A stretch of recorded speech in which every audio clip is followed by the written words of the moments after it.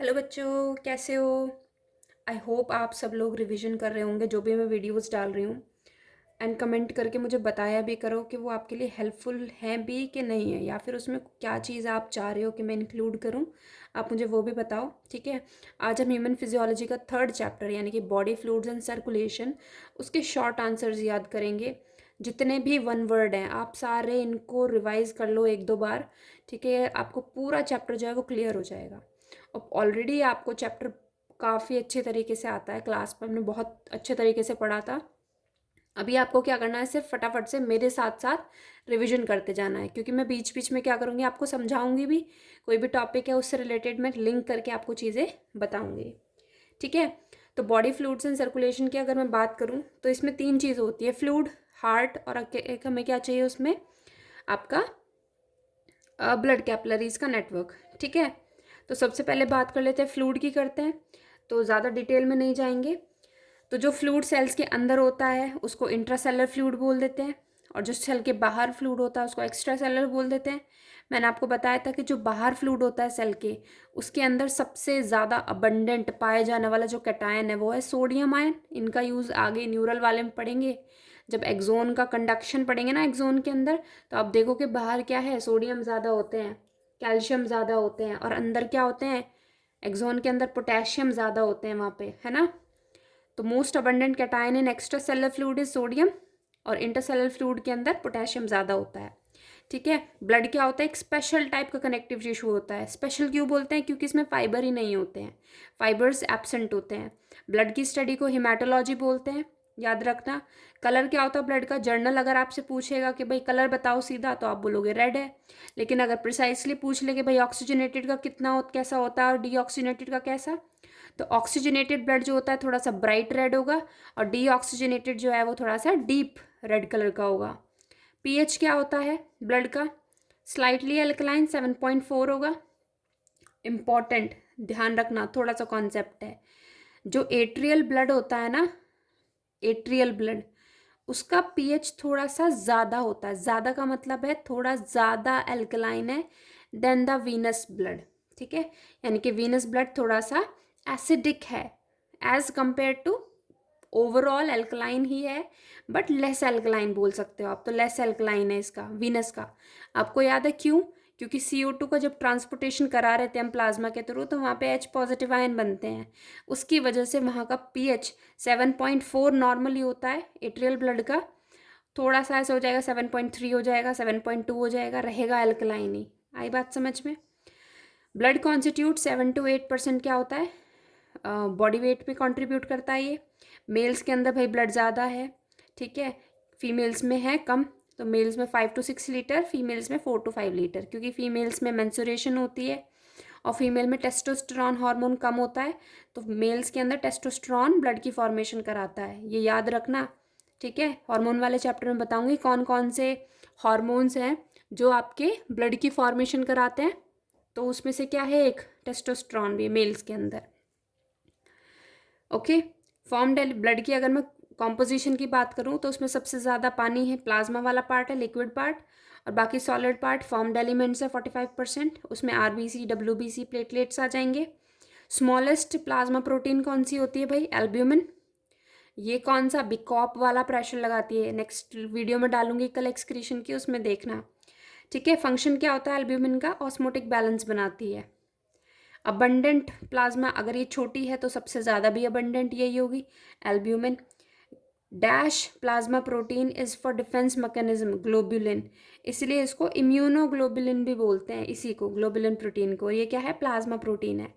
Fibrinogen and prothrombin भी किस में हेल्प करते हैं, ब्लड कोएगुलेशन में हेल्प करते हैं। तो डायरेक्ट क्वेश्चन आपसे पूछेंगे, प्लाज्मा की कौन सी प्रोटीन है जो डिफेंस में हेल्प कर रही है, कौन सी प्रोटीन है जो ऑस्मोटिक बैलेंस में हेल्प कर रही है, कौन सी प्रोटीन है जो छोटी है, कौन सी प्रोटीन है जो अबंडेंट है, कौन सी प्रोटीन है जो आपकी ब्लड कोएगुलेशन में हेल्प कर रही है। तो सीधे क्वेश्चन आएंगे, ठीक है।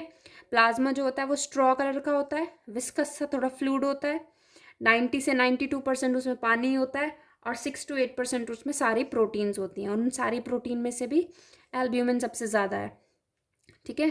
अगर प्लाज्मा में से मैं सारे क्लॉटिंग फैक्टर हटा दूँ तो सीरम बनता है, और ये सीरम जो होता है इसमें क्लॉट होने की प्रॉपर्टी नहीं होती, ये क्लॉट नहीं करता। तो ज़्यादातर जो बीमारियां के जो आप सैंपल्स देते हो ना, तो वो क्या करते हैं लैब वाले, वो उसमें से क्लॉटिंग फैक्टर को हटा देते हैं, तो उस सैंपल जो है वो क्लॉट नहीं करेगा, तो उसको ज़्यादा अच्छी तरीके से उनके लिए थोड़ा सा ईजी हो जाएगा सैंपल को टेस्ट करना। ठीक है। हेपेरिन क्या होता है भाई? नेचुरल एंटीकोगुलेटिंग होता है, जो खून को जमने नहीं देता, एक तरह का म्यूकोसेक्राइड है ये, प्रिवेंट ब्लड कोएगुलेशन। क्लियर है बच्चा? चलो नेक्स्ट देखो, हेपेरिन क्या है, कहाँ पे जितनी भी प्लाज्मा, सिंपल सी याद रखो, जितनी भी प्लाज्मा प्रोटीन्स हैं सारे के सारे लिवर में सिंथेसाइज हो रहे हैं, हेपेरिन भी लिवर में सिंथेसाइज हो रहा है। ठीक है, ऑल प्लाज्मा प्रोटीन भी लिवर में सिंथेसाइज हो रही है, क्योंकि लिवर का जब मैंने आपको लास्ट क्लास में फंक्शन बताया था डाइजेशन में, तब भी लिखवा दिया था। Which connective tissue component is absent in blood? कौन सा नहीं होता भाई? फाइबर नहीं होते उसमें। कनेक्टिव टिश्यू में फाइबर होने ज़रूरी है ना, इसमें नहीं होते हैं fibre. Most abundant formed elements कौन सा है? आरबीसी है। ग्रेवयार्ड और आरबीसी किसको बोलते हैं? स्प्लीन को बोलते हैं। Least abundant formed element WBC है सबसे कम। ठीक है, 6000 से 8000 के आसपास नंबर है। ठीक है, लीस्ट लार्जेस्ट फॉर्म्ड एलिमेंट कौन सा है हमारा? ठीक है, दैट इज डब्ल्यूबीसी। और जब इमरजेंसी की सिचुएशन आती है बेटा, तो इमरजेंसी की सिचुएशन के टाइम पर जो आपका स्प्लीन होता है वो आरबीसी फॉर्मेशन में भी हेल्प करता है, तो उसको हम बोल देते हैं blood bank of the body. ठीक है, कौन है? आपका स्प्लीन। ठीक है, और ये क्या है, एक तरह का, आप उसमें पढ़ रहे हो ना, क्या कहते हैं, ह्यूमन हेल्थ एंड डिजीज में, एक तरह का सेकेंडरी लिम्फॉइड ऑर्गन भी है। आ गई बात समझ में? ठीक है, नेक्स्ट है, ये टेबल दे रखी है मैंने एक, इरेथ्रोसाइट, ल्यूकोसाइट और थ्रोम्बोसाइट, तीनों के बीच में कंपैरिजन करेंगे। ठीक है, इरेथ्रोसाइट्स आरबीसी को बोलते हैं, ल्यूकोसाइट डब्ल्यूबीसी को बोलते हैं, थ्रोम्बोसाइट्स प्लेटलेट्स को बोलते हैं। ठीक है, समझ में आया? न्यूक्लियस सबसे पहला फैक्टर है, तो आरबीसी जो होती है उनके अंदर न्यूक्लियस क्या होता है? एब्सेंट। आई बात समझ में? क्या होता है? एब्सेंट होता है। यहाँ पे प्रेजेंट होता है, यहाँ पर भी एब्सेंट होता है। सिर्फ डब्ल्यूबीसी के अंदर न्यूक्लियस है। अगर मैं नंबर की बात करूं तो सबसे ज़्यादा अबंडेंट, यानी कि 5 से लेकर 5.5 मिलियन आपकी जितने भी फॉर्म्ड एलिमेंट्स हैं, उन तीनों में से सबसे अबंडेंट कौन है? आरबीसी। या आप बोल दो 50 से 55 लाख बोल सकते हो, 50 से लेके 55 लाख इन नंबर। ठीक है, ये सबसे कम लीस्ट अबंडेंट है, 6000 से लेके 8000। ठीक है, क्लियर है? और ये होती हैं नॉर्मली 1.5 से लेके 3.5 लाख। आगे नंबर समझ में? सबसे ज़्यादा ये, सबसे कम ये। ठीक है, क्लियर है भाई? क्वेश्चन आते हैं, देखो डाटा ये दे रखा है आपके एनसीईआरटी के अंदर। क्लियर है? अब साइज़ की अगर मैं बात करूँ तो ये होती है 7 म्यू टू 8 म्यू, इनका साइज़ होता है, म्यू की पावर 10⁻⁻6 होती है। ये सबसे बड़ी होती है 10 म्यू से लेके 20 म्यू। ठीक है, एंड दीज आर 2 म्यू से लेके 3 म्यू। क्लियर है? लाइफ स्पैन पे क्वेश्चन आते हैं, ये इतना इंपॉर्टेंट पॉइंट नहीं है, बस ये याद रख लो, ये सबसे छोटी होती है ये वाली, और ये क्या होती है? सबसे बड़ी होती हैं। क्लियर? लाइफ स्पैन की बात करूँ तो 120 डेज का। ल्यूकोसाइट का डिपेंड करता है, अगर बॉडी में कोई इन्फेक्शन चल रहा है तो ये डब्ल्यूबीसी फाइट कर रही होंगी, तो ये तुरंत बनेंगी भी और शायद ये मर भी जाए लड़ती लड़ती। ठीक है, तो कुछ दिन का भी हो सकता है और कुछ घंटों का भी हो सकता है, तो फ्यू आवर से लेके फ्यू डेज तक का इनका लाइफ स्पैन होता है, और इनका 3 to 5 डेज तक का होता है। ठीक है, लगभग, इसका ज़्यादा इंपॉर्टेंट है, याद रखना। ठीक है, क्लियर है? Antigen of blood group, blood group बताए थे, ए ब्लड ग्रुप, बी, ठीक है, ए बी और ओ। तो ब्लड ग्रुप के ऊपर जो एंटीजन होते हैं वो कहाँ प्रेजेंट होते हैं? आरबीसी के सरफेस पे। एक हेल्दी इंडिविजुअल जो होता है बेटा, उसमें डैश हीमोग्लोबिन होता है इन 100 ml ऑफ ब्लड, तो 100 ml में होता है 12 से लेके 16 ग्राम। आपको ये वैल्यू पता है ना कि मेरा हीमोग्लोबिन जो होता है, डॉक्टर बोलता है 12 से 16 के बीच में होना चाहिए, तो वो किसकी बात कर रहे हैं? वो एवरी 100 ml में निकाल रहे हैं वो आपका, फिर उसी से वो कैलकुलेट कर लेंगे। अगर ये सही आ रहा है तो वो आपके पूरे ब्लड का भी बता देंगे कि भाई पूरे ब्लड में अगर 5 लीटर ब्लड है तो उसके अंदर अप्रॉक्सीमेटली 750 ग्राम्स ऑफ HB आएगा। ठीक है, क्लियर है। अब आरबीसी के ऊपर कुछ पॉइंट्स हैं, ये इंपॉर्टेंट पॉइंट है। ठीक है, कॉन्सेप्चुअल पॉइंट्स है और ये सारे के सारे देखो सीधे सीधे बताते जाना। आरबीसी के अंदर मैंने आपको बताया था रेस्पिरेशन वाले चैप्टर में, उसमें एनारोबिक रेस्पिरेशन होती है। क्यों? क्योंकि वहाँ पे माइटोकॉन्ड्रिया क्या होते हैं? एब्सेंट। और माइटोकॉन्ड्रिया के अंदर कौन सी साइकिल होती है? Krebs cycle. तो क्रेब साइकिल भी एब्सेंट है। ठीक है, न्यूक्लियस भी एब्सेंट है, अभी बताया। एंडोप्लाज्मिक रेटिकुलम भी एब्सेंट है, ये मैच्योर आरबीसी की बात कर रही हूँ मैं। गोल्गी बॉडीज भी एब्सेंट है, मतलब ये सेल ऑर्गेनली मैच्योर आरबीसी में नहीं है, इमैच्योर में होंगे। क्लियर है। कार्बोनिक एनहाइड्रेज अबंडेंट है। ठीक है, प्लाज्मा में थोड़ा सा है लेकिन आरबीसी में ज़्यादा है। क्रेब्स साइकिल नहीं होगी क्योंकि वो माइटोकॉन्ड्रिया में होती है, माइटोकॉन्ड्रिया ही नहीं है यहाँ पे। एरोबिक रेस्पिरेशन नहीं है, एनारोबिक रेस्पिरेशन है। ग्लाइकोलिसिस होगी, ग्लाइकोलिसिस तो होगी, तो ग्लाइकोलिसिस में भी तो कुछ एटीपी बनते हैं, उसी से उसको एनर्जी मिलती है। तो ग्लाइकोलिसिस होगी क्योंकि वो साइटोप्लाज्म में होती है, वो इसके पास है। हीमोग्लोबिन होगा, एनारोबिक रेस्पिरेशन होगी। आई बात समझ में? चलो नेक्स्ट देखो, शेप कैसी होती है भाई आरबीसी की? डिस्कॉइडल बोल दो या फिर बाइकॉनकेव बोल दो। फॉर्मेशन कहाँ होती है? फॉर्मेशन के प्रोसेस को क्या बोल देते हैं? इरेथ्रोपोइसिस। पोइसिस मतलब होता है फॉर्मेशन। ठीक है, और अडल्ट के अंदर ये कहाँ बनती है? रेड बोन मैरो के अंदर, याद रखना। सिर्फ आरबीसी ही नहीं, डब्ल्यूबीसी, प्लेटलेट, ये तीनों जो भी आपकी फॉर्म्ड एलिमेंट है ये सब रेड बोन मैरो के अंदर ही बनती हैं। वाइट बोन मैरो या येलो बोन मैरो जो होता है वहाँ पे सिर्फ ब्लड की स्टोर, वो आपका फैट जो होता है ना वो स्टोर होता है उसके अंदर, येलो बोन मैरो के अंदर। ठीक है, जैसे ये बोन है ना, तो बोन का जो ऊपर वाला पार्ट है, ये बल्ज्ड वाला पार्ट, सिर्फ यहाँ पे रेड बोन मैरो दिखाई देता है हमें। ठीक है, यहाँ पे होता है येलो बोन मैरो, तो यहाँ नहीं होगी, यहाँ तो फैट स्टोर होंगे कुछ, यहाँ पे रेड बोन मैरो के अंदर फॉर्म्ड एलिमेंट्स की फॉर्मेशन होगी, और इन सब के लिए अलग अलग प्रिकर्सर, अलग अलग सेल होंगी जो बनाएंगी उनको। ठीक है, प्लाज्मा मेम्ब्रेन ऑफ आरबीसी को अलग नाम दिया था, डोनेंस मेम्ब्रेन बोला था। और रेस्पिरेशन से देखो याद रखना कि कौन सी आयन जो है वो अंदर बाहर जा सकते हैं, क्योंकि CO2 के ट्रांसपोर्टेशन में आपने देखा ना क्लोराइड शिफ्ट हो रहा है, तो Cl नेगेटिव, बाइकार्बोनेट, ये अंदर बाहर जा सकते हैं। तो ये सब लिंक करने की बात है, आपको दिमाग लगाना है वहाँ पे थोड़ा सा, अगर आता है क्वेश्चन तो। अब रेड बोन मैरो कहाँ कहाँ पे होता है भाई? जहाँ पे ब्लड बनता है हमारी बॉडी में, दैट इज लॉन्ग बोन्स। ठीक है, थाई बोन हो गई, जैसे कि वर्टिब्रे हमारी वर्टिब्रल कॉलम्स, स्कल में बनता है, स्टर्नम में बनता है, रिब्स में बनता है। आ गई समझ में? योक सैक, लिवर और स्प्लीन, ये ऐसे ऑर्गन्स हैं जिन्होंने कभी ना कभी लाइफ स्पैन में हमारी ब्लड फॉर्मेशन में हेल्प करी होगी। अब शुरुआत से थोड़ी ना भाई ब्लड बोन्स बन गई तुरंत ही, सबसे पहले क्या बनता है? यॉक बनता है। ठीक है, तो यॉक ब्लड बना रहा होगा बच्चे के अंदर, क्योंकि मदर का ब्लड तो मिक्स नहीं होगा। फिर जब बच्चे का लिवर बन जाता है तो लिवर में बनेगा, फिर स्प्लीन बनता है तो स्प्लीन ब्लड बनाएगा। फिर जब वो एडल्ट बन जाता है तो उसकी जो लॉन्ग बोन्स हैं वो फॉर्मेशन कर रही होंगी ब्लड की, आरबीसी की। क्लियर? इमेच्योर आरबीसी में न्यूक्लियस भी होता है, माइटोकॉन्ड्रिया भी होता है, गोल्गी बॉडीज भी होती है, सारे ऑर्गेनल होते हैं, लेकिन मैच्योर में वो एब्सेंट हो जाते हैं। और इमेच्योर से मैच्योर आरबीसी बनाने के लिए कौन सा विटामिन की ज़रूरत होती है? Vitamin B12 and folic acid. ठीक है, और विटामिन B12 के लिए कौन ज़रूरी है? CIF फैक्टर, जो कौन रिलीज कर रहा है? ऑप्टिक सेल्स, आपकी ऑक्जेंटिक सेल्स बताई थी मैंने आपको, वो कर रही हैं। अगर आरबीसी का नंबर जो भी मैंने अभी आपको बताया 5 से लेके 5.5 मिलियन, अगर उस नॉर्मल काउंट से बढ़ता है तो उस कंडीशन को हम पॉलीसाइथीमिया बोलते हैं बच्चा। अगर आरबीसी काउंट कम होता है नॉर्मल से तो उसको हम एनीमिया बोल देते हैं। ठीक है, अगर कोई ऑटो इम्यून डिसऑर्डर की वजह से आरबीसी मैच्योर नहीं हो पा रही तो उसको पर्निशियस एनीमिया बोल देते हैं। आ गई बात समझ में?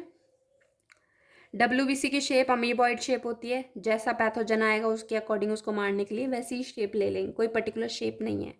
तो फिर हम अलग अलग टाइप की डब्ल्यूबीसी को किस बेसिस पे डिफ्रेंशिएट करते हैं? On the basis of their nucleus. ठीक है, न्यूक्लियस सबके अलग अलग दिखाई देते हैं। डायग्राम जो दे रखा है एनसीईआरटी में न्यूक्लियस का, वो बहुत ध्यान से याद रखना कि कौन सा डायग्राम है किसका। ठीक है, क्योंकि वहाँ पे ब्लैक एंड वाइट पिक्चर आएगी, आप शायद कंफ्यूज हो जाओ वहाँ पे, तो डायग्राम को बहुत अच्छे से कुछ कुछ लिंक करके जाना, ठीक है।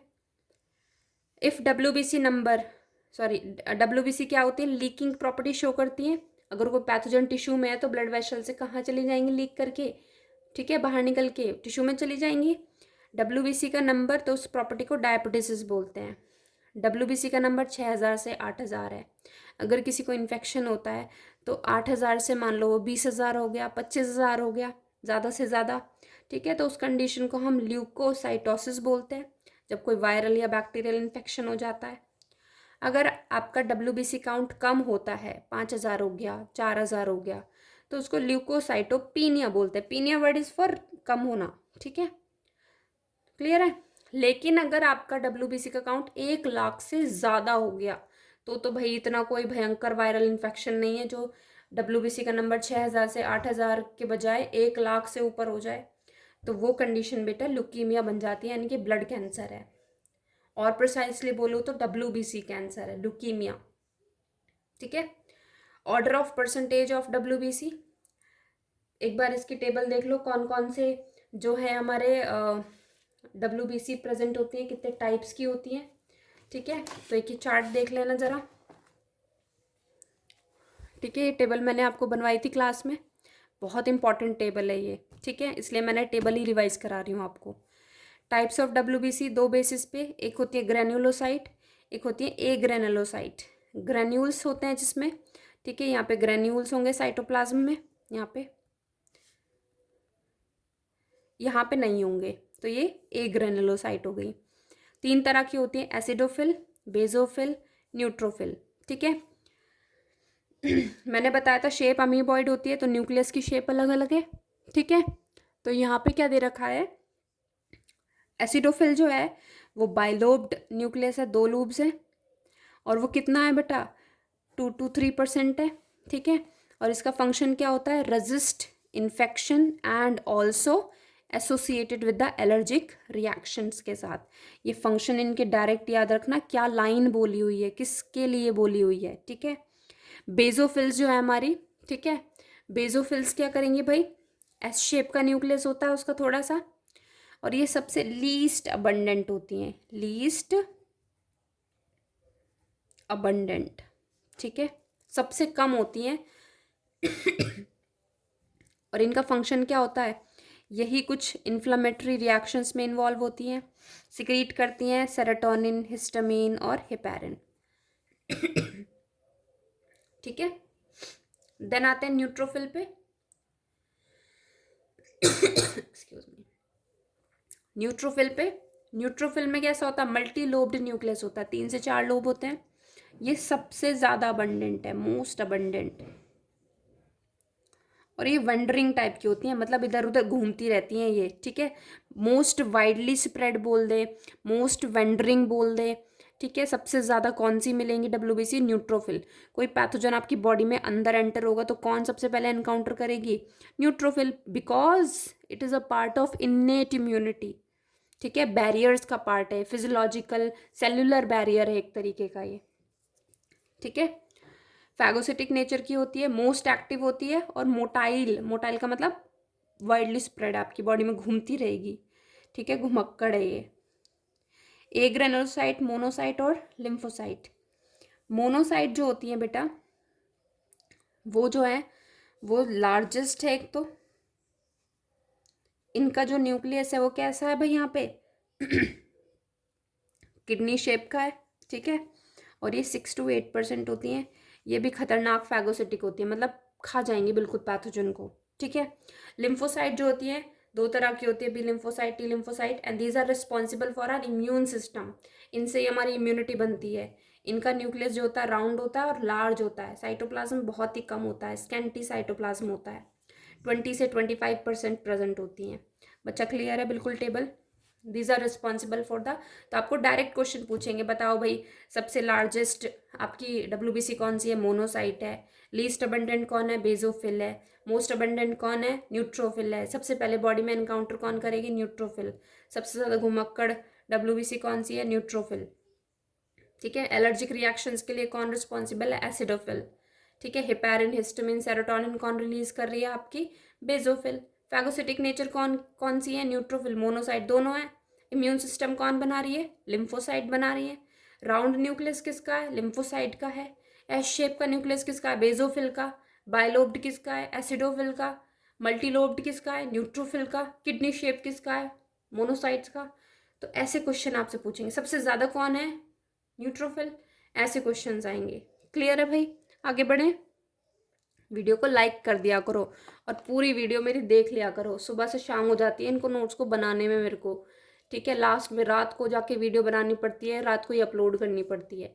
अगले दिन फिर पूरा दिन ऐसे जाता है। बाकी काम भी करने हैं, पढ़ाना भी है और ये भी नोट्स भी बनाने हैं फर्दर, ठीक है। तो वीडियो को देखा करो पूरा, ठीक है। शेयर भी किया करो अपने फ्रेंड्स जो भी हैं, मतलब लाइक की बौछार हो जानी चाहिए बिल्कुल, ठीक है। कैसे भी करो, फ़ोन छीन छीन के सब्सक्राइब करा दो कि मैम को ऊपर लेके जाना है, ठीक है। चलो भाई, ये हो गया हमारा। तो लार्जेस्ट डब्ल्यूबीसी कौन सी है? मोनोसाइट। स्मॉलेस्ट कौन सी है? लिम्फोसाइट। तो ये इनके परसेंटेज के बेसिस पे ऑर्डर लिखा हुआ है, ठीक है। तो अब आपको मुझे बताओ, न्यूट्रोफिल सबसे ज़्यादा थी, कितनी थी? 60 से 65%। 60 से 65%। देन आपकी लिम्फोसाइट्स थी 20 से 25%। मोनोसाइट कितनी बताई थी अभी मैंने आपको? That is 6 to 8%। एसिडोफिल कितनी होती हैं? 2 से 3%। और सबसे कम कौन सी होती है? बेसोफिल, ठीक है। इसको नल मैब, एक ट्रिक है, एन ने ले नल NaL मत लगा देना, नल मैब MAB, ठीक है।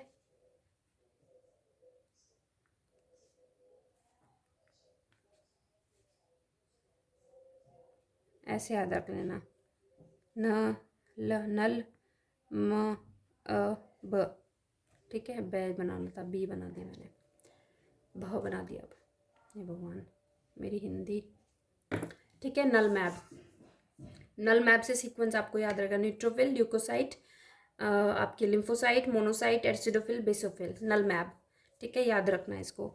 लीस्ट अबंडेंट कौन सी है? बेसोफिल। क्लियर है भाई? आगे बढ़े। ओके। डेंगू फीवर के अंदर क्या होता है? प्लेटलेट काउंट क्या होता है? कम होता है। अगर प्लेटलेट काउंट 40,000 से कम हो जाए तो उसको क्रिटिकल काउंट बोलते हैं प्लेटलेट्स का। हालत बिल्कुल ख़राब हो जाती है, बॉडी एकदम पर्पलिश सी पड़ने लग जाती है इसमें बॉडी, ठीक है। मतलब कोएगुलेशन में प्रॉब्लम होने लग जाती है, क्लॉटिंग नहीं होगी। 2 तरह की ब्लड ग्रुपिंग हम पढ़ते हैं, ABO ग्रुपिंग और RH ग्रुपिंग, ठीक है। ये मैंने टेबल बनाई हुई है, इसको मैं आपके साथ सॉल्व यहीं कराऊंगी, ठीक है। अब मैंने 4 इंसान लिए, ठीक है, पॉपुलेशन ली, उसमें एक RBC, सबकी RBC है, एनालाइज करूँगी। तो पहला पर्सन जो था उसकी RBC के ऊपर A एंटीजन है बैठा हुआ, यहाँ पे मान लो B एंटीजन है। RBC के सरफेस पर ही होते हैं और ब्लड ग्रुप एंटीबॉडी के बेसिस पे डिसाइड करते हैं कि ब्लड ग्रुप क्या होगा, या एंटीजन के बेसिस पे डिसाइड करते हैं? एंटीजन के बेसिस पे डिसाइड करते हैं। एक और बहुत ध्यान से बात सुन लेना, किसी भी इंसान के अंदर पहले से ही किसी एंटीजन के लिए एंटीबॉडी नहीं होती है। अगर मेरी बॉडी में कोई गलत ब्लड का ट्रांसफ्यूजन अभी तक नहीं हुआ है, 1 ड्रॉप 2 ड्रॉप कुछ भी नहीं हुआ है, तो मेरी बॉडी के अंदर अगर मेरा ब्लड ग्रुप A है तो मेरे पास B के लिए या AB के लिए कोई भी एंटीबॉडी नहीं है। तो ये याद रखना, किसी भी इंसान के अंदर किसी भी एंटीजन के लिए, किसी पैथोजन के लिए ओरिजिनली कोई एंटीबॉडी नहीं होती है। वो एंटीजन या फिर पैथोजन बॉडी के अंदर जाएगा तब हमारा इम्यून सिस्टम एंटीबॉडी बाद में बनाएगा, पहले से नहीं है, ठीक है। पर हम यहाँ पे एज्यूम कर लेते हैं कि जब ये, तो ये किसके लिए एंटीबॉडी बना सकता है, ठीक है। तो हमने देखा आरबीसी को माइक्रोस्कोप के ऊपर, इसके ऊपर एक एंटीजन है A, इसके अंदर कोई दूसरा एंटीजन था उसको नाम दे दिया B, इसको देखा तो उसके अंदर A एंटीजन भी था और B एंटीजन भी था। चौथे इंसान को देखा, उसके आरबीसी के पास, बेचारे के पास कुछ भी नहीं था, ठीक है। तो कौन कौन से एंटीजन है? यहाँ पे A है, यहाँ B है, यहाँ पे ए भी है और बी भी है, दोनों एंटीजन है। यहाँ नील है, कोई भी एंटीजन नहीं है। तो ब्लड ग्रुप हमने क्या बना दिए भाई, इसी टाइप के हमें लोग मिले, इसके अलावा और कोई कॉम्बिनेशन ही नहीं मिला। ठीक है, तो हमने बोल दिया कि इसका ब्लड ग्रुप भाई ए होगा, इसका बी होगा, इसका ए बी ग्रुप होगा और इसका ओ होगा। ठीक है, अब अगर ये ए एंटीजन वाला है तो अगर ए वाले को ही ब्लड इसके पास आएगा तो कोई दिक्कत वाली बात नहीं है। लेकिन बी एंटीजन अगर ए वाले की बॉडी में आ जाए तो खतरे वाली बात है, वो तो कोई फॉरेन है पार्टिकल है। तो एंटीबॉडी किसके लिए बनेंगी, एंटी बी। और ये बी है तो ये किसके लिए बनाएगा, एंटी ए के लिए बनाएगा। ये नील, इसके पास तो दोनों एंटीजन है, ये आ जाए या ये आ जाए कोई दिक्कत वाली बात नहीं है। ओ आ जाए, ओ के पास कोई एंटीजन ही नहीं है बेचारे के पास। और इसके पास अगर कोई एंटीजन नहीं है तो इसके लिए तो दोनों ही अनजान है। तो ये एंटी ए भी बनाएगा और एंटी बी भी बनाएगा। और ये किस किस से ब्लड ले सकता है, पहला वाला इंसान, मेरा ब्लड ग्रुप मान लो ए है, तो मैं किससे ब्लड ले सकती हूँ, मैं पता करना चाह रही हूँ भाई। ठीक है, एक तो मैं अपने जैसे जो हैं उनसे ही ब्लड ले सकती हूँ, यानी कि ए वालों से ही। तो भैया मैं ए से ले लूँगी, बी से लेने में तो खतरा है, बी तो दूसरा एंटीजन है। ए बी से लेने में खतरा है, क्यों खतरा है भाई, ए तो मेरे जैसा ही है लेकिन बी भी तो आएगा साथ में, तो वो खतरा करेगा। ओ से ले लेती हूँ, ओ के पास कोई एंटीजन है ही नहीं, तो ओ से ले सकती हूँ मैं। अभी वो पॉजिटिव नेगेटिव का मैं आगे बताऊँगी। ठीक है, अब बी वाला किससे ले सकता है, एक तो खुद वालों से ही ले सकता है, ए से लेगा नहीं क्योंकि ये बी है, ओ दे देगा बेचारा इसको। ए बी से भी नहीं लेगा क्योंकि उसमें ए बी आएगा। ए बी के पास ए से ले लो या बी से ले लो या ओ से ले लो, किसी से भी ले लो। तो ए भी ले सकता है, बी भी दे सकता है, ए बी भी दे सकता है और ओ भी दे सकता है।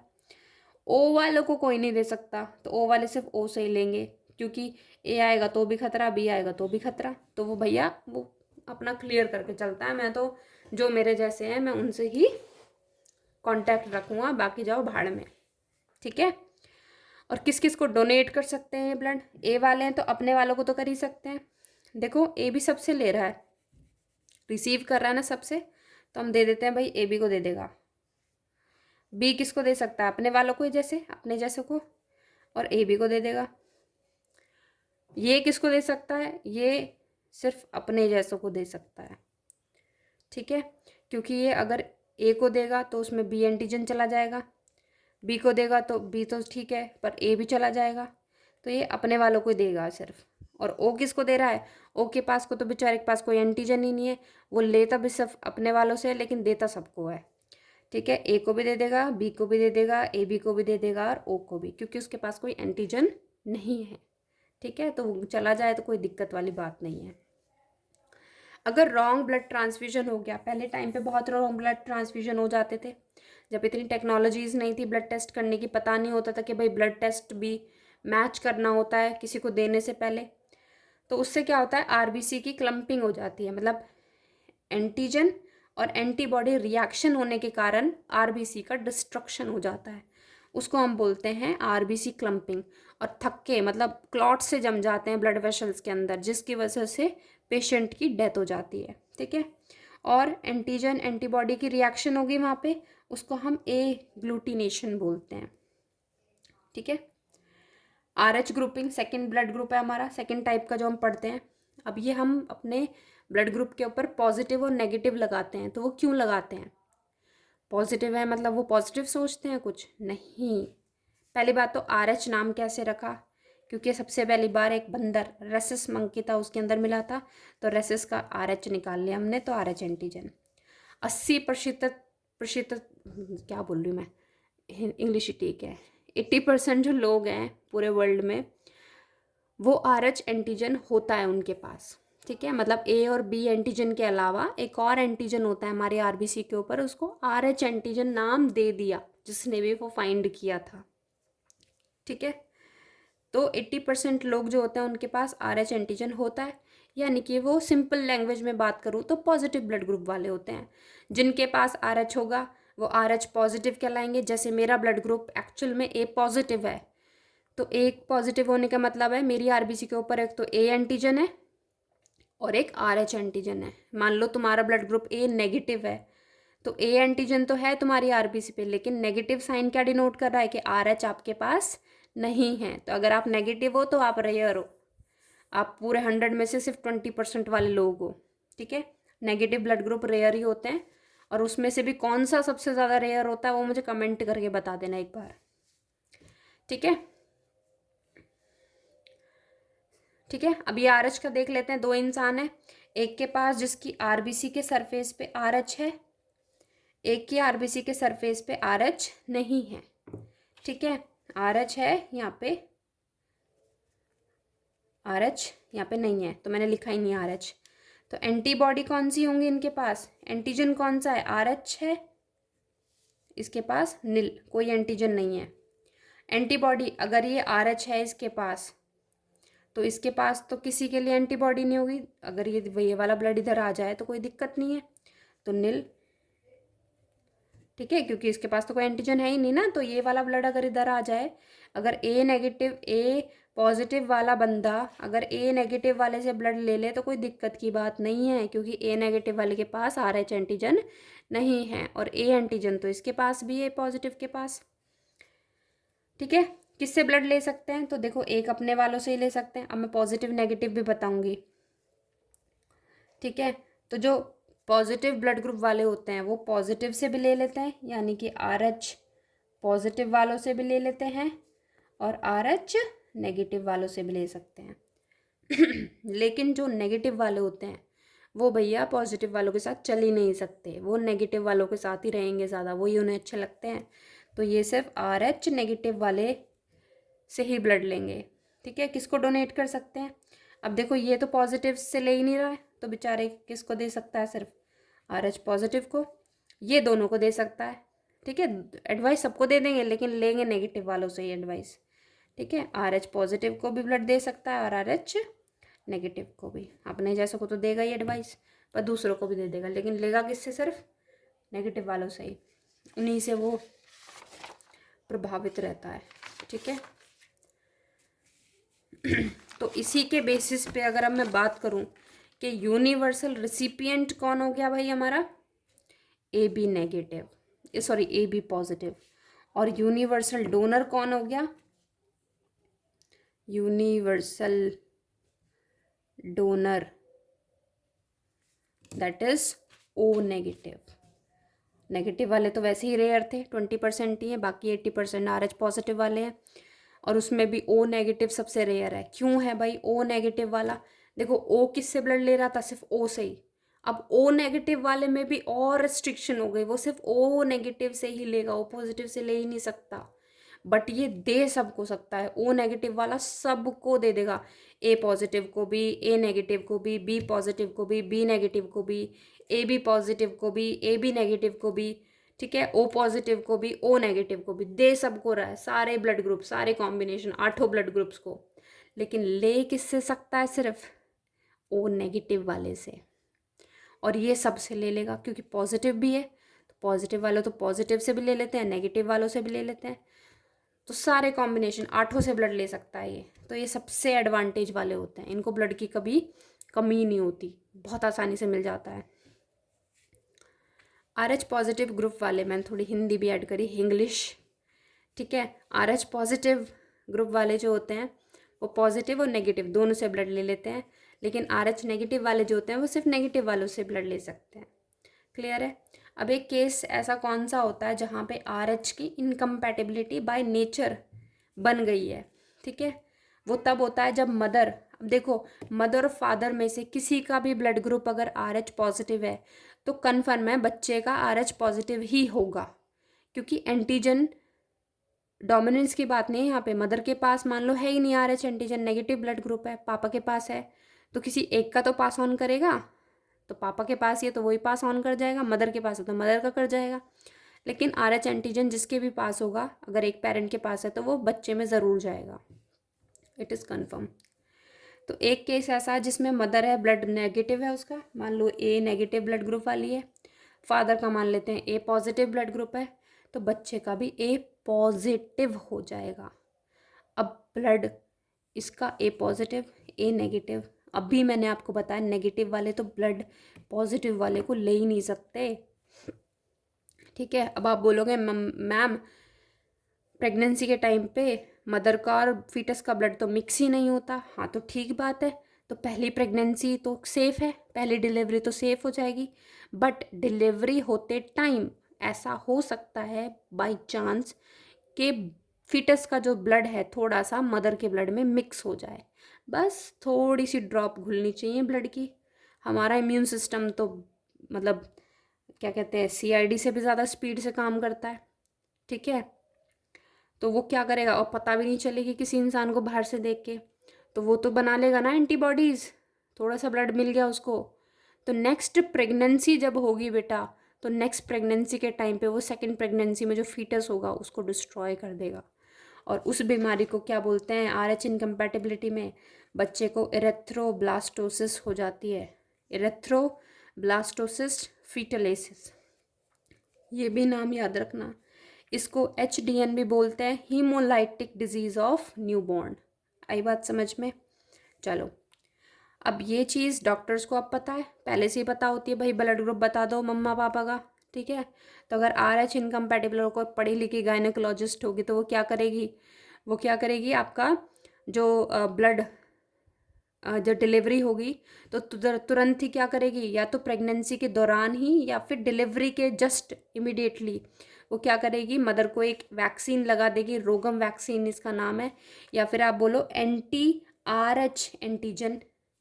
ठीक है, उसको ये वैक्सीन लगा देगी जिसकी वजह से मदर की बॉडी जो है वो RH एंटीजन जो है उसके अगेंस्ट एंटीबॉडी ना बनाए, तो सेकंड प्रेगनेंसी भी हो जाएगी, थर्ड भी हो जाएगी, जितने करना चाहो उतने करो। वैसे हमारे दो बढ़िया हैं। समटाइम्स क्लॉट हो जाता है ब्लड वेसल्स के अंदर, इस प्रोसेस को हम थ्रोम्बोसिस बोलते हैं।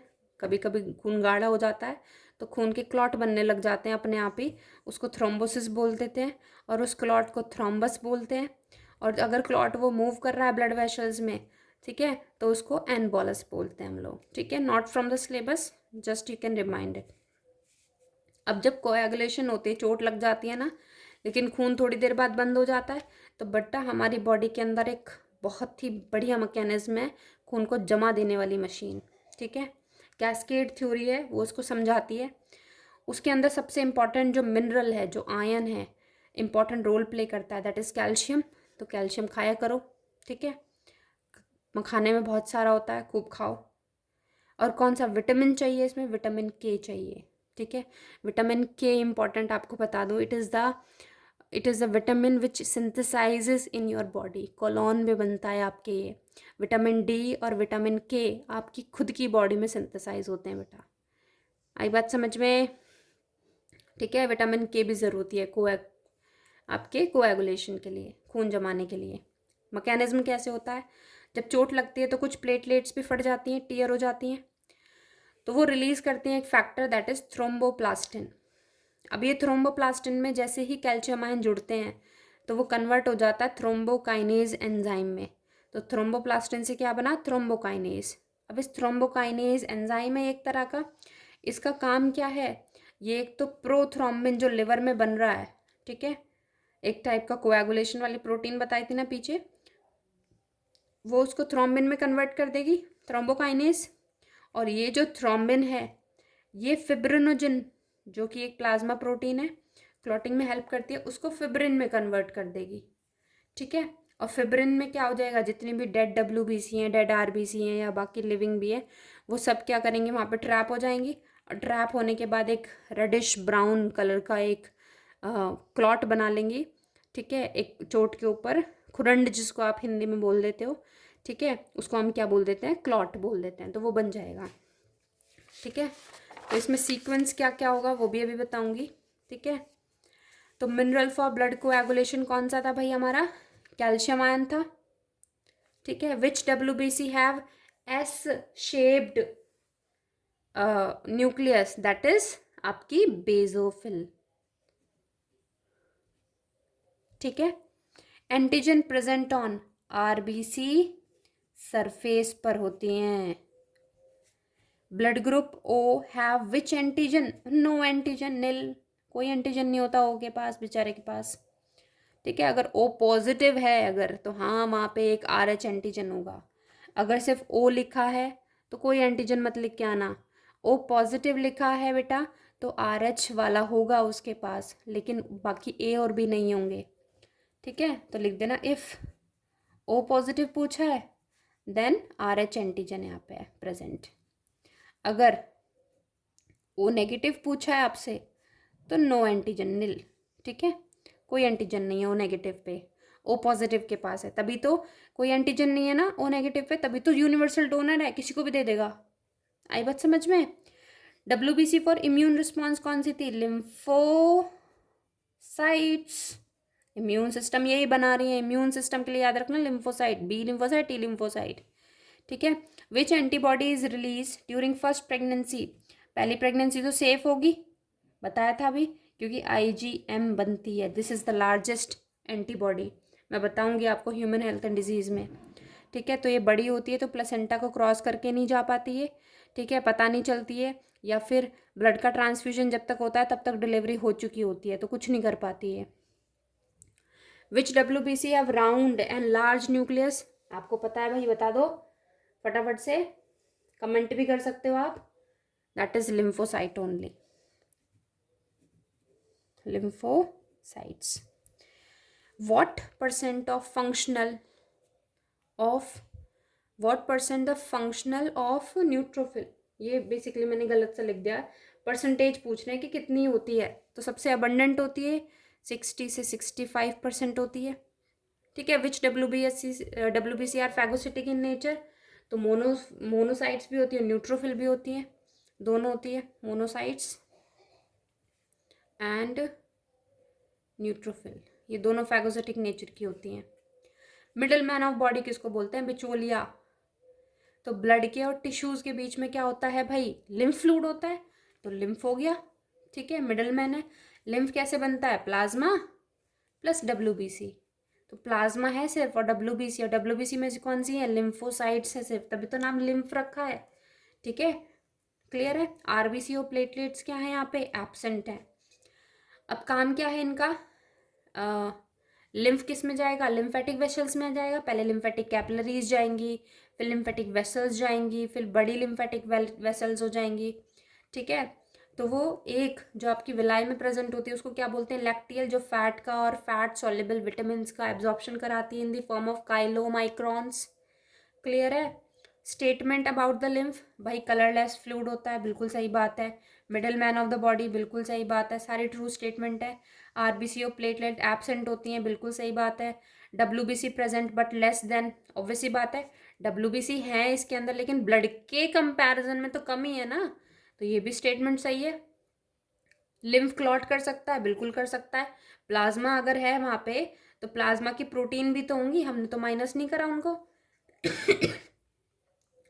वेस्ट वगैरह ज़्यादा होंगे इसके अंदर as compare to blood, blood में तो न्यूट्रिएंट ज़्यादा होंगे, तो ये भी सही है।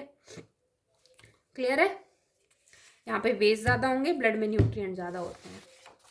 बच्चा क्लियर है? आगे बढ़ जाएं। ओके, अब आ जाते हैं सर्कुलेटरी सिस्टम पे। बेटा चैप्टर ही थोड़े से बड़े बड़े हैं, ठीक है, तो वीडियो थोड़ी लंबी हो सकती है, कोई दिक्कत वाली बात नहीं है, बट अच्छे से रिवाइज करेंगे। सर्कुलेटरी सिस्टम दो टाइप का, ओपन और क्लोज्ड। ANTHE, एंथे। ए से arthropoda, non cephalopoda, tunicata, hemichordata, echinodermata. Closed किस में? एनिलेडा, सेफेलोपोडा, कॉर्डेटा के अंदर। ठीक है, लैक्टियल हार्ट किसको बोलते हैं? अर्थवॉर्म को। सॉरी, ये लैक्टियल नहीं होगा, लेटरल होगा। लेटरल मतलब साइड में, अर्थवॉर्म का जो हार्ट होता है वो उसके साइड में होता है, तो लेटरल हार्ट किस में? अर्थवॉर्म में। डायरेक्ट क्वेश्चन पूछा गया है ये एम्स के अंदर। ठीक है, तो लेटरल हार्ट किस में होता है? कॉकरोच, उसके अंदर, अर्थवॉर्म के अंदर। और टिब्यूलर हार्ट किसका होता है? कॉकरोच का। सारे वर्टिब्रेट्स जो होते हैं, चाहे वो फिशेज हो चाहे कोई भी हो, सबके पास मस्कुलर और चैम्बर्ड हार्ट होता है। फिशेस का दो चैम्बर होता है, एक एट्रिया एक वेंट्रिकल। हमेशा फिशेस के हार्ट में डीऑक्सीजनेटेड ब्लड मिलेगा, चाहे वो एट्रिया हो चाहे वेंट्रिकल हो। ठीक है, वीनस हार्ट बोलते हैं इसलिए, सिंगल सर्कुलेशन है। ऑक्सीजन जो होती है गिल्स पे ऐड होती है, तो जो ऑक्सीजनेटेड ब्लड जा रहा है उसकी बॉडी में वो गिल्स से जा रहा है, ना कि हार्ट से। हार्ट में तो डीऑक्सीजनेटेड ब्लड ही निकल रहा है,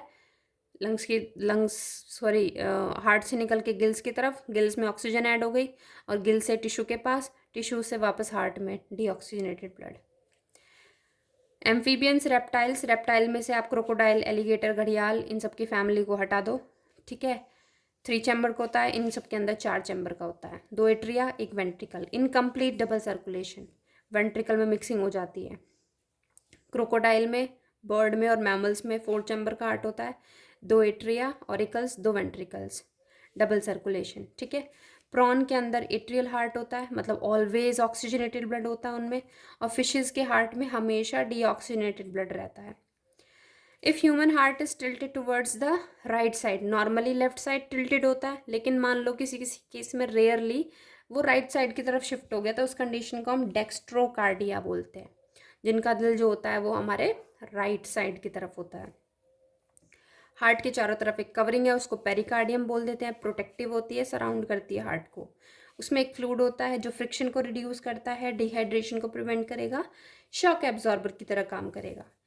एट्रिया और वेंट्रिकल की वॉल में कंपैरिजन करूं तो वेंट्रिकल की वॉल ज़्यादा मोटी होंगी as compare to atria.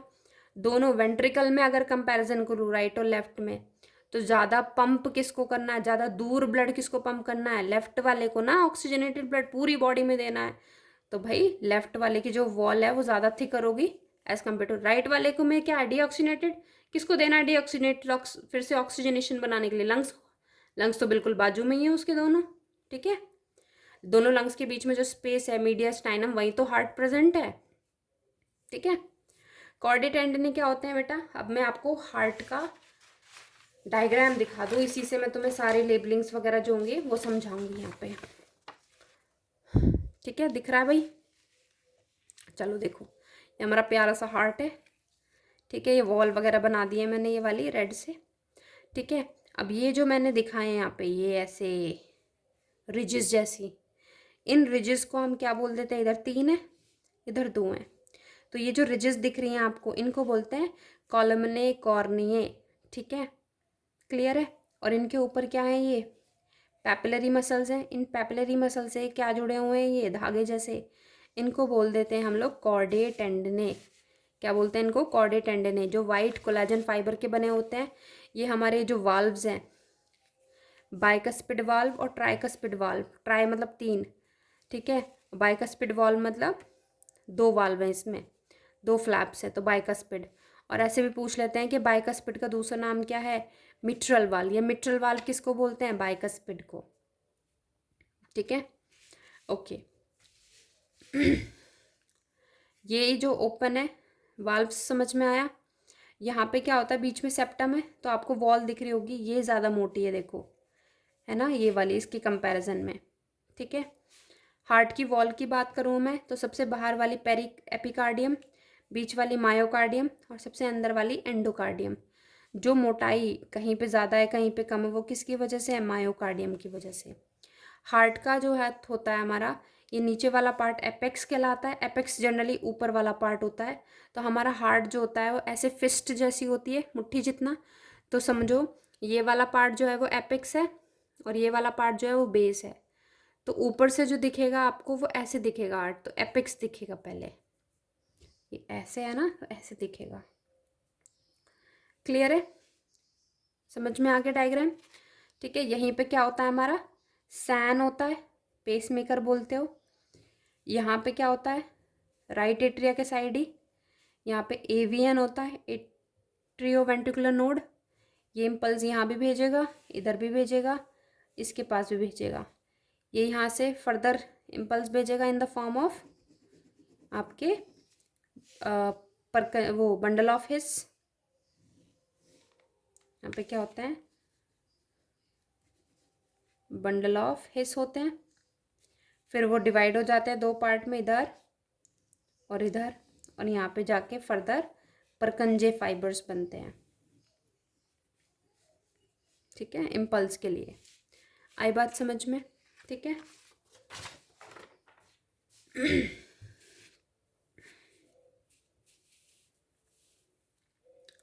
कॉर्डे tendineae क्या होते हैं, dash are the white thread like structure made up of collagen, ठीक है, कोलेजन फाइबर के बने हुए हैं, दैट इज कोर्डेड टेंडन है, हमारे वाल्व्स को पकड़ के रखते हैं।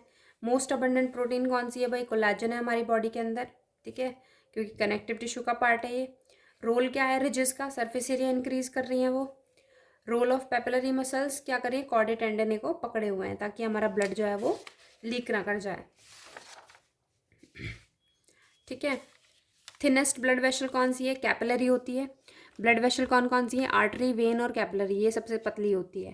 कैपिलरी किसकी बनी हुई है भाई? सिंपल स्क्वैमस एपिथेलियम की, एंडोथेलियम, रेस्पिरेशन में भी ये वर्ड आ गया था, ठीक है। लेयर्स कौन कौन सी होती हैं? आर्टरी की और वेन की। आउटर से इनर में जा रहे हैं हम लोग, सबसे बाहर वाली externa, tunica media, tunica interna, ठीक है। आउटर टू इनर, ये आर्टरी और वेन की वॉल हो गई, क्योंकि कैपिलरी में से ये एक्सटर्ना और ये मीडिया होती ही नहीं है, सिर्फ ट्यूनिका इंटरना ही होती है उसके अंदर, वो भी किसकी बनी होती है? एंडोथीलियम की। आर्टरी और वेन के बीच में डिफ्रेंसिएशन बताया है, वेरी इंपॉर्टेंट। आर्टरी बेटा वो होती है जो ऑक्सीजनेटेड ब्लड कैरी करती है, बिल्कुल गलत जवाब, एक्सेप्शन है क्योंकि उसका। आर्टरी ऐसे याद रखो जो हार्ट से दूर लेके जाएगी ब्लड।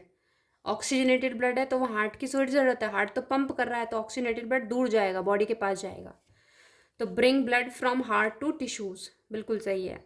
और वेन क्या होती है? जो हार्ट की तरफ ब्लड लेके आती हैं, ठीक है, डीऑक्सीजनेटेड ब्लड होता है। तो आर्टरी में हमेशा ऑक्सीजनेटेड होगा, exception pulmonary artery. Pulmonary artery मतलब लंग्स वाली आर्टरी, जो आपके राइट वेंट्रिकल से ब्लड लेके जाएगी लंग्स की तरफ। Veins carry deoxygenated blood accept pulmonary vein, reverse याद रख लेना। ट्यूनिका एक्सटर्ना यहाँ पे थिनर होती है, यहाँ थिकर होती है। ट्यूनिका मीडिया यहाँ पे थिकर है, यहाँ पर थिनर है। इलास्टिक होती है ज़्यादा, कोलैप्स नहीं करती आर्टरी। ये इनइलास्टिक होती हैं क्योंकि यहाँ प्रेशर कम है, तो ये कोलैप्स कर सकती हैं। ल्यूमेन यहाँ का पतला है, तभी प्रेशर ज़्यादा है यहाँ पे। यहाँ का ल्यूमेन जो है वो खुला हुआ है, तो ब्लड आसानी से धीरे धीरे फ्लो करता रहता है, प्रेशर कम है, ठीक है।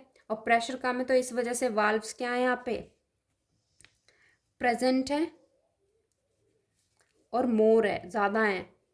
जहाँ प्रेशर कम, वहाँ पे बैक फ्लो के चांसेस ज़्यादा रहते हैं कि वापस खून उल्टी डायरेक्शन में ना मूव करने लगे। तो उसके लिए क्या होते हैं? वाल्व होते हैं, ढक्कन से होते हैं, जो जगह जगह लग जाते हैं, ठीक है। लिम्फेटिक कैपिलरीज जो होती है, लिम्फेटिक वेसल्स जो होती हैं, वहाँ पे वेन्स के कंपैरिजन में भी और ज़्यादा कम प्रेशर होता है, तो और ज़्यादा वहाँ पे क्या होते हैं? वाल्व्स होते हैं, ठीक है।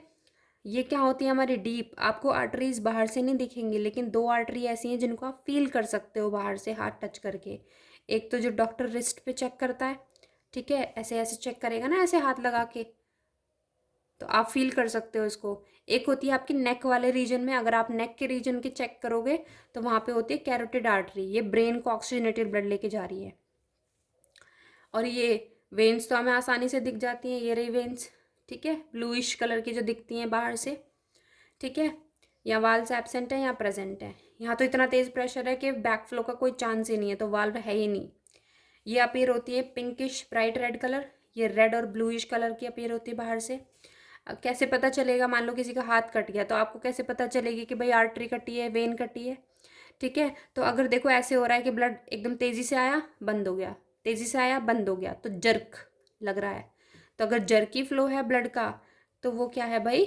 आर्टरी है, क्योंकि ब्लड पंप होके आ रहा है एकदम से प्रेशर से। प्रेशर है नहीं है, प्रेशर है नहीं है। लेकिन अगर वेन में क्या है? प्रेशर कम है, तो यूनिफॉर्म फ्लो होगा, फ्लो ही हो रहा है ब्लड, तो वो क्या है भाई? वेन कटी है, यानी कि। आगे बात समझ में? वैसे हाथ पूरा अगर कटा है तो ऑब्वियस ही बात है दोनों ही कटे होंगे। क्लियर है? क्या काटने पिटने की बात कर रहे हो मैम? ठीक है, चलो 2 पेज और रह रहे हैं। जय माता दी। ठीक है, हमारा हार्ट होता है बेटा मायोजेनिक, जो अपनी खुद की रिदम बना सकता है, खुद की धड़कन बना सकता है। वहाँ पे उसका धड़कन बनाने वाला एक सेटिंग सी है, वहाँ पे उसको सैन बोल देते हैं, साइनो एट्रियल वॉल नोड। ये कहाँ पे प्रेजेंट होता है? हार्ट के राइट एट्रियम की अपर साइड वॉल में, ठीक है। लोकेशन दिखा देती हूँ, यहाँ पे प्रेजेंट होता है, अंदर नहीं होता चैम्बर के, यहाँ होता है एक्चुअली में, ठीक है। वो दिखाने के लिए दिखा देते हैं कि यहाँ होता है, मसल में होता है वो, क्योंकि मसल के गुच्छे होते हैं, नोड्स मतलब होता है क्लस्टर, ठीक है, गुच्छे होते हैं, वो चैम्बर के अंदर नहीं है, ब्लड उसको टच नहीं कर रहा है, ठीक है, मसल का गुच्छा है वो, ठीक है, क्लियर है। लोकेशन आती है इसकी, याद रखना। ये कितनी धड़कनें बना सकता है? 70 से 75 टाइम्स। एवरेज निकाल लेते हैं हम लोग 72 टाइम्स, इसलिए 72 टाइम्स पर मिनट धड़कनें बोलते हैं। इसको पेस मेकर भी बोल देते हैं। ऐसे कंगना रनौत को डायलॉग है ना उसमें, कौन सी मूवी है वो, क्या कहते हैं वो, आपका याद ही नहीं आ रहा, तनु वेड्स मैनू में, कि वो पूछती है कि पेस मेकर का काम क्या होता है, वो कहता है धड़कनें बढ़ाने का, तो वो कहती है वो तो मैं भी कर सकती हूँ। ठीक है, तो वो पेस मेकर है ये। ठीक है, हार्ट जो होता है वो ऑटो एक्साइटेबल, खुद ही एक्साइट हो जाता है। अगर धड़कनें ज़्यादा कम हो रही हैं तो खुद एडजस्ट कर लेगा। सेल्फ एक्साइटेबल प्रॉपर्टी है इसमें, ब्रेन के कोई इन्वॉल्वमेंट नहीं चाहिए इसमें। मैं अपनी धड़कनें खुद बना लूँगा, तू बस बता के ज़्यादा बनानी है कि कम बनानी है।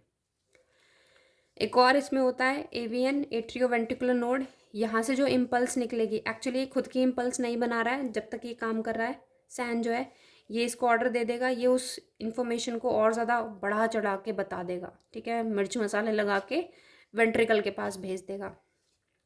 ठीक है, ये इम्पल्स बनाई इसने, इसके पास भेज दी, इसने बढ़ा चढ़ा के यहाँ भेज दी वेंट्रिकल में, क्योंकि वेंट्रिकल बड़े हैं थोड़े से। ठीक है, इसलिए इसको बोल देते हैं पेस सेटर। ये सेट कर रहा है काम को, बिचौलिया है ये। लोकेशन क्या होती है एवियन की? राइट एट्रिया के साइड ही, लोअर आपके राइट कॉर्नर में होता है।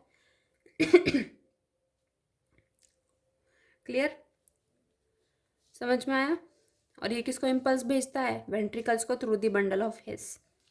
पाथवे क्या क्या होगा भाई? इम्पल्स पहले सैन बनाएगा, सैन से एवियन जाएगी, एवियन से bundle of His, bundle of His से राइट और left bundles, then Purkinje fibre, then आपकी वेंट्रिकल्स की मसल्स।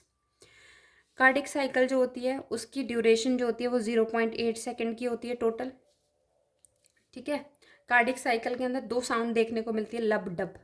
धक धक नहीं है ये, लब डब है। ठीक है, लब साउंड आती है जब बाइकस्पिड ट्राइकस्पिड दोनों साथ में बंद होते हैं, बंद होने के टाइम पे आते हैं, खुलते टाइम नहीं। डब आती है जब आपके ये वाले, ये दोनों जो द्वार हैं, ये यहाँ ब्लड है, यहाँ से यहाँ जाएगा, एकदम से आया ब्लड और ये बंद हो गए दरवाजे। दूसरी जो साउंड आ रही है डब, वो इन दोनों, यानी कि ये सेमिल्यूनार वाल्व्स हैं, ये जब बंद होंगे तब उसकी आवाज़ है वो लब डब। ठीक है, अगर ये वाल्व ठीक तरीके से काम नहीं कर रहे हैं तो स्टेथोस्कोप से आप लोग मरमर की साउंड सुनोगे। ठीक है, स्टेथोस्कोप को बेटा गले में टांगने के लिए पढ़ो। ठीक है, ये सोचो कि ये तुम्हारा लास्ट चांस है, तुम्हें इस बार ही क्या करना है, उसको क्रैक करना है। अगर गले में वो स्टेथोस्कोप वाली फीलिंग चाहिए, ठीक है, मैं आपको पढ़ा रही हूँ लेकिन वो फीलिंग मैं कभी नहीं ले सकती। स्टेथोस्कोप भले ही मेरे घर में रखा हुआ है, लेकिन मैं उसको लगा के डॉक्टर बनने का शो ऑफ नहीं कर सकती। ठीक है, वो ऐसे ही रखा हुआ है बस क्रियोसिटी में। माइक्रोस्कोप भी मंगाने वाली हूँ मैं आजकल छुट्टियों में। मरमर की साउंड आएगी अगर वाल्व ठीक तरीके से काम नहीं कर रहे हैं। अब देख लेते हैं भाई, सीक्वेंस ये याद रखना। पढ़ेंगे हम कार्डियक साइकिल को जॉइंट डायस्टोल से, लेकिन सबसे पहले ये याद रखो कि एट्रिया कॉन्ट्रैक्ट करेंगे, फिर वेंट्रिकल कॉन्ट्रैक्ट करेंगे, फिर ये दोनों रिलैक्स करेंगे मिलके, चिल करेंगे ये। ठीक है, चिल करने का मतलब समझ जाओ, चिल, चिल्ड।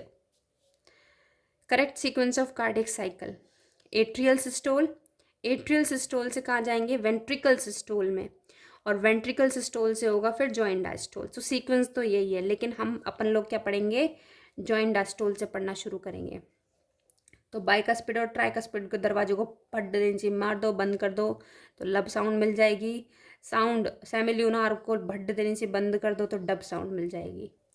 ठीक है, तीनों का कंपैरिजन मैंने बताया है। जेडी, जेडी मतलब जॉइंट डायस्टोल, एएस मतलब सिस्टोल का मतलब होता है कॉन्ट्रैक्शन, एट्रियल सिस्टोल और वेंट्रिकल सिस्टोल। ये 0.4 सेकंड के लिए, मतलब चिल ज़्यादा कर रहे हैं। एट्रियल सिस्टोल 0.1 सेकंड के लिए है, वेंट्रिकल सिस्टोल जो है वो 0.3 सेकंड के लिए है। अब भाई देखो, जो कोई रिलैक्स कर रहा है तो यानी कि वहाँ कोई इम्पल्स नहीं है, तो यानी कि सैन और एवियन जो है वो कोई इम्पल्स नहीं बना रहे हैं। चारों चैम्बर एकदम रिलैक्स है, दोनों एट्रिया भी, दोनों वेंट्रिकल भी। हार्ट के अंदर नेगेटिव प्रेशर है भाई, तो ब्लड उसके अंदर बढ़ता रहेगा। बाइकस्पिड और ट्राइकस्पिड द्वार खुले हुए हैं। ठीक है, तो ब्लड आराम से एट्रिया में आ रहा है, एट्रिया से वेंट्रिकल में जा रहा है। वेंट्रिकल के अंदर जब 70% ब्लड भर गया तो तुरंत ही आराम आराम से बढ़ेगा, झरने की तरह से फ्लो करता हुआ ऐसे भर गया। और जैसे ही ये भर गया 70%, तुरंत ही ये वाला प्रोसेस शुरू हो जाएगा। सैन एकदम से क्या करेगा, हमारा pacemaker action potential generate करेगा, इम्पल्स बनाएगा, पॉजिटिव प्रेशर हो जाएगा, भर जाएगा एट्रिया में। एट्रिया भैया कॉन्ट्रैक्ट करेगा।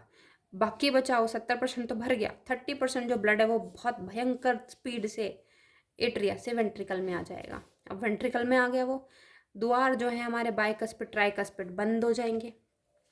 अब सैन का काम खत्म। अब एवियन क्या करेगा, उसी इम्पल्स को बढ़ा चढ़ा के मिर्च मसाला लगा के वेंट्रिकल्स की मसल्स में भेज देगा। वहाँ पे पॉजिटिव प्रेशर है। अब सेमी ल्यूनार वाल्व खुल जाएंगे। अब बाइकस्पिड ट्राइकस्पिड को हमने गुस्से में भेड़ दिया, बंद कर दिया।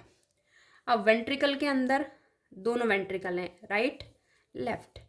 राइट वेंट्रिकल में होता है डीऑक्सीजनेटेड ब्लड, डीऑक्सी ब्लड होता है, यहाँ होता है ऑक्सी ब्लड। तो डीऑक्सीजनेटेड ब्लड यानी कि जिसमें CO2 है, तो उसको कहाँ जाने की ज़रूरत है, लंग्स में। तो वो बेटा लंग्स में जाएगा पल्मोनरी आर्टरी के थ्रू। लेफ्ट वेंट्रिकल में है ऑक्सीजनेटेड ब्लड, तो ऑक्सीजन किसको चाहिए, बॉडी को चाहिए, टिश्यूज़ को चाहिए, तो वहाँ से एओर्टा से होता हुआ बेचारा वो बॉडी में चला जाएगा। सिंपल सा कॉन्सेप्ट है, समझ लो। एंड डायस्टोलिक वॉल्यूम, ठीक है, डायस्टोल होने के बाद जो वॉल्यूम बचेगी डायरेक्ट याद कर लो अभी, 120 ml। ESV and systolic volume 50 ml। Stroke volume आपके लिए दो ज़्यादा इंपॉर्टेंट है। स्ट्रोक वॉल्यूम मतलब होता है एक हार्ट बीट के अंदर वेंट्रिकल ने, ईच वेंट्रिकल ने कितना ब्लड पंप किया, उसको हम स्ट्रोक वॉल्यूम बोलते हैं। और उसकी अमाउंट कितनी निकल के आती है, 70 ml। दोनों वेंट्रिकल की अलग अलग है, हमें एक की ही बात कर रहे हैं अभी, वो साइकिल पूरी चलती रहती है। 70 ml ऐसा वो कार्डियक आउटपुट, मतलब पूरा स्ट्रोक वॉल्यूम इनटू आपकी हार्ट रेट कितनी होती है, 72 टाइम्स होती है ना। तो अगर आप 70 ml को मल्टीप्लाई करोगे अपनी हार्ट बीट से, तो क्या होगा, वो अप्रॉक्सीमेटली कितना निकल के आ जाएगा बेटा, 5 लीटर निकल के आ जाएगा। ठीक है, जितनी धड़कन है तो एक पूरा मिनट के अंदर निकल के आ जाएगा। अगर हार्ट रेट नॉर्मल से ज़्यादा हो रही है आपकी, 72 टाइम्स होती है, अगर मान लो 100 से ज़्यादा ऊपर हो रही है तो उसको ट्रैकिकार्डिया बोलेंगे। हार्ट रेट अगर कम हो रही है आपकी, कम आपकी धड़कनें बन रही हैं, तो उसको ब्रेडिकार्डिया बोलते हैं। अगर कम बन रही है तो आप समझ जाओ आपका पेस मेकर काम नहीं कर रहा है प्रॉपर तरीके से। ठीक है, तो उसको चेक करवाओ भैया। ठीक है, ये स्टेटमेंट दे रखी है कुछ, सारी ही स्टेटमेंट क्या है बेटा, ट्रू है। बॉडी हमारी के पास एबिलिटी है कि अपनी जो जितनी ज़्यादा एक्सरसाइज करेगा उसकी हार्ट की जो स्ट्रेंथ है वो उतनी ही ज़्यादा क्या हो जाएगी, स्ट्रांग हो जाएगी, मसल्स जो है वहाँ की। तो स्ट्रोक वॉल्यूम भी बढ़ जाएगा, पंप करने की पावर बढ़ जाएगी, हार्ट रेट भी बढ़ जाएगा, धड़कनें तेज़ हो जाती हैं, कार्डियक आउटपुट भी। देखो स्ट्रोक वॉल्यूम अगर बढ़ेगी तो कार्डियक आउटपुट तो बढ़ेगा ही बढ़ेगा। स्ट्रोक वॉल्यूम अगर 70 है, 70 से मान लो आपने 90 कर दी, तो इसको मल्टीप्लाई करोगे तो कार्डियक आउटपुट भी बढ़ जाएगा। बढ़िया बात है ना। तो जो एथलीट होते हैं ना, उनका जो हार्ट होता है वो ज़्यादा डेवलप्ड होता है, मसल ज़्यादा नहीं होती, वही मसल है बस वो डेवलप हो गई ज़्यादा। ठीक है, तो उनका कार्डियक आउटपुट बढ़ गया, तो इसलिए बोलते हैं एक्सरसाइज किया करो। लास्ट पेज, जय माता दी। ठीक है, रिदमिक कॉन्ट्रैक्शन एंड रिलैक्सेशन क्या कहलाता है बेटा, हार्ट बीट। और ऐसी हार्ट बीट पर मिनट कितनी बन रही है उसको हार्ट रेट बोल देते हैं। तो these are the heart beat per minute. ठीक है, ह्यूमन का हार्ट रेट होता है 72 टाइम्स पर मिनट। ठीक है, हार्ट रेट जो होता है इंपॉर्टेंट सा कॉन्सेप्ट है। जितना बॉडी का साइज छोटा होगा किसी एनिमल का, उसमें उसका हार्ट रेट उतना ही ज़्यादा होगा। चुईयाँ होती है ना, तो चुईयाँ का हार्ट रेट ज़्यादा होता है हाथी से। ठीक है, ECG की बात कर लेते हैं। इलेक्ट्रोकार्डियोग्राम अगर लिखा हुआ है तो वो पेपर्स आया जिस पे डॉक्टर दे देगा आपको कि भैया ये है आपका ECG की रिपोर्ट। इलेक्ट्रोकार्डियोग्राफ लिखा हुआ है तो वो मशीन है, तो उल्टा है वर्ड। 3 मिनिमम लीड होती हैं, 2 तो लगाते हैं बेटा ऑन ईच रिस्ट, एक इस हाथ पे लगा देंगे, एक इस हाथ पे लगा देंगे रिस्ट पे, और एक लगा देते हैं लेफ्ट एंकल पे। ठीक है, एक लगा देंगे लेफ्ट एंकल पे। ठीक है, एडी पे। पी वेव क्या रिप्रेजेंट करती है उसमें, ये कुछ ऐसा ग्राफ बनता है। तो तो पी वेव क्या रिप्रेजेंट कर रही है? Atrial depolarisation. डीपोलराइजेशन मतलब इम्पल्स है वहाँ पे। क्यू आर एस क्या इंडिकेट करिए कि वेंट्रिकल में इम्पल्स है, यानी कि वहाँ का डीपोलराइजेशन हो गया। टी वेव क्या रिप्रेजेंट करिए कि वापस से नॉर्मल हो गया, यानी कि वेंट्रिकल का रिपोलराइजेशन हो गया। तो कौन सी वेव इसमें नहीं बनी? देखो, वेंट्रिकल का डीपोलराइजेशन भी कर दिया, वेंट्रिकल का रिपोलराइजेशन भी कर दिया, लेकिन एट्रिया का डीपोलराइजेशन हुआ। तो किस चीज़ के लिए वेव नहीं बनी? यहाँ एट्रियल रिपोलराइजेशन की वेव नहीं है यहाँ पे। याद रखना, ऐसे ही क्वेश्चन कंफ्यूज करते हैं, ऐसा कुछ नहीं रामायण पूछ रहे वो आपसे। ठीक है। एट्रियल सिस्टम किसको बोलते हैं? एट्रियल आर्टरी से रिलेटेड, जो आर्टरी से स्टार्ट होगा कैपिलरी पे जाके एंड हो जाएगा। ठीक है। तो वो क्या होता है भाई? एओर्टा हार्ट से ऑर्गन के पास चला गया ब्लड जो है। वीनस क्या होता है? वो स्टार्ट होता है आपकी कैपिलरी से, एंड होता है हार्ट की तरफ। पोर्टल सिस्टम क्या होता है? कैपिलरी से शुरू होता है, कैपिलरीज पर ही एंड होता है। कैपिलरी, ठीक है, याद रखना, artery, capillary, capillary heart, capillary to capillary. 3 type के पोर्टल सिस्टम बताए थे, renal portal system, hepatic portal system, hypophysial, ठीक है, hypothalamo hypophysial portal system. Renal system fishes के अंदर होता है, उनकी जो टेल और पोस्टीरियर पार्ट होता है वहाँ से सारा ब्लड कहाँ चला जाता है? किडनी में, रीनल पोर्टल वेन के थ्रू। सिर्फ फिशेस के अंदर होता है, हमारे अंदर नहीं है, टेंशन लेने वाली बात नहीं है। Hepatic portal, hepatic word is related to liver. तो हमारा जीआईटी गैस्ट्रोइंटेस्टिनल ट्रैक का सारा ब्लड जो है वो टिश्यूज़ में जाने से पहले पहले लिवर के पास जाएगा। लिवर इसको फिल्टर करेगा, क्या सही चीज़ है उसमें, क्या नहीं है, क्या खाया है हमने, क्या नहीं खाया। कोई ख़राब चीज़ खाई है तो उसको डिटॉक्सिफिकेशन कर देगी। तो वो सारे वर्टिब्रेट में होता है। तो सारा ब्लड लिवर के पास जा रहा है। लिवर के पास ऑक्सीजनेटेड ब्लड भी आ रहा होगा हार्ट से। तो लिवर ऐसा ऑर्गन हो गया जिसके पास दोनों तरह का ब्लड आ रहा है। हाइपोफिशियल हम आगे भी पढ़ेंगे, जिसमें हाइपोथैलेमस का ब्लड जो है वो आपकी एंटीरियर पिट्यूटरी में आ रहा है। ठीक है, बर्ड और मैमल्स में होता है ऐसा। लास्ट,